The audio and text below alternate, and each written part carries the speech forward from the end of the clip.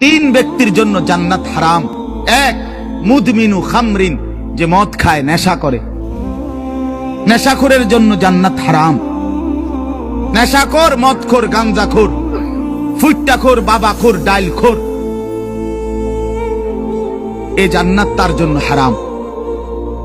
দুই নাম্বার হলো আকুল ওয়ালিদাইন, পিতা মাতার অবাধ্য সন্তান, মা বাপকে যে কষ্ট দেয়, মা বাপকে যে নাফরমানি করে, মা বাবার যে অকৃতজ্ঞ, মা বাবাকে যে জুলুম করলো, মা বাবার হক আদায় করলো না। আল্লাহ রাসূল সাল্লাল্লাহু আলাইহি ওয়াসাল্লাম বলেন জান্নাত তার জন্য হারাম।